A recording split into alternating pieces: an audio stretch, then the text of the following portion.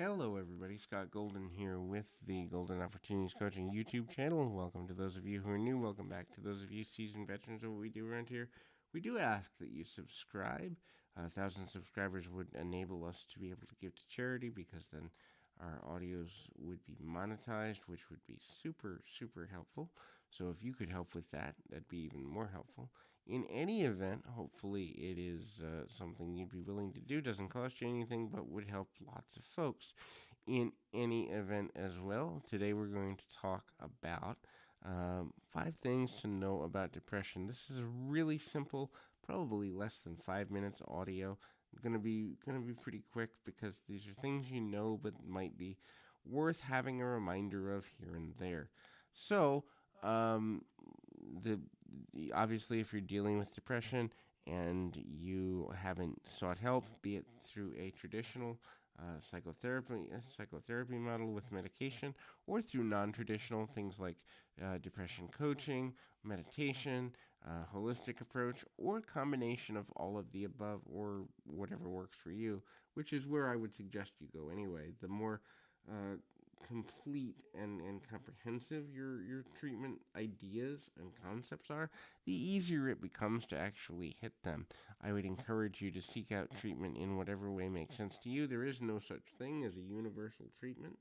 But these are the these are 5 things to know about the process of dealing with depression. The first is there are many triggers. So, for some people, people are depressed for social reasons like isolation, body image issues, issues with how they relate with others, social interaction challenges, image related challenges, and all these things. For other people, it can be memories of abuse, neglect, trauma, lies, manipulation, um, surviving abuse, being forgotten, broken family issues. Sometimes it can be seasonal or situational. Other times it's trauma related. They went through a traumatic experience and never recovered. It changed their brain chemistry and their brain wiring. There is no universal thing that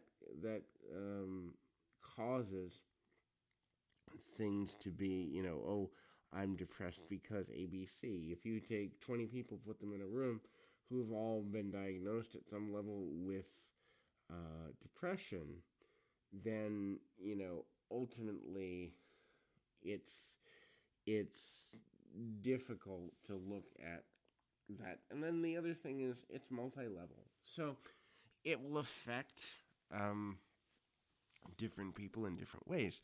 Some people it affects their ability to focus, other people it affects their emotional regulation systems. Other people it affects their ability to see themselves properly and makes them fear social interaction. Different people have different symptoms as a result of depression, and that doesn't also mean that they don't push through their symptoms on a daily, weekly, monthly, yearly basis. So many people that have depression were first diagnosed in childhood to young adulthood, teenagers, and then deal with it on and off with bouts of it throughout their lifetime. So it's not just a one or done thing. A lot of people think it's just being sad, but that's nothing could be further from the truth. The next thing is it affects every area of life in one way or another. In other words, if I can't regulate my emotions, then it's harder for me to get up and go to work. If I can't get up and go to work, then I become anxious about my finances. If I'm anxious about my finances, then I'm less likely to feel that I have the energy to be social. If I don't feel that I can be social, then I feel socially isolated, then I feel lonely. So every area of life, personal, mental, emotional, spiritual, relational, family, friends, can be affected and often is affected by depression. And that's where people get stuck. They think it's just an emotional state of sadness, and sometimes it comes out as anger, sometimes it comes out as sadness. That is correct. Sometimes it comes out as hypersexualism or risky behaviors. There's a million ways for it to manifest, and it affects, all areas of life in one form or another. The next is it can and often does change brain chemistry, especially the longer a person goes without treatment. the more likely it is that that person will have changed the neural pathways and the levels of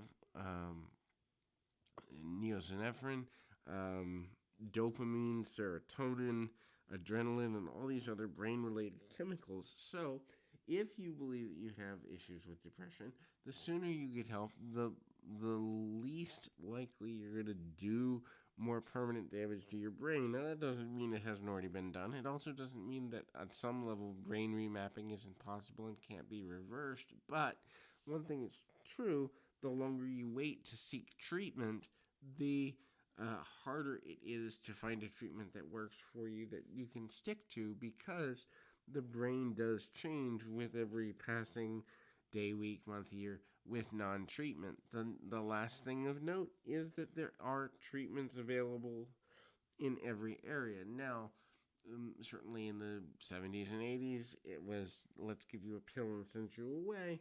Now there are some people that medication works for. There are some people it doesn't. There are some people that biofeedback and traditional counseling works for. Some people it doesn't. There are some people that cold laser therapy and other alternative methods work for. Some people it doesn't. There are some people that life coaching works for. Some people it doesn't. There are some people that need multi-methods and a maintenance plan. That's the best way, is to have a maintenance plan. Well, if this isn't working, let's try this. If this isn't working, let's try that. Let's check every 3 months to see how we're dealing with depression. I'm reminded of an extended family member of mine who first started receiving treatment for their depression. This is a person who, unfortunately, I no longer have contact with because they refuse to seek treatment methods that may work for them. They believe that the only solution is just medication. Trouble with that particular individual is that nearly 30 years later, they have literally gone through every medication that's been on the market for depression, and they literally cannot function any longer because they didn't deal with the other side of depression, which is self-regulation, self-management, coping mechanisms, and skills. They relied on only pills, and now their brain says, okay, no pill's going to work, and that's the place they found themselves in. So the idea is to have a multifaceted approach to your own recovery, commitment to your own recovery, and realizing that it may take a few tries to get where you need to be, but the progress is what matters. So hopefully this has been helpful, and until next time, keep your feet on the ground, your mind in the moment.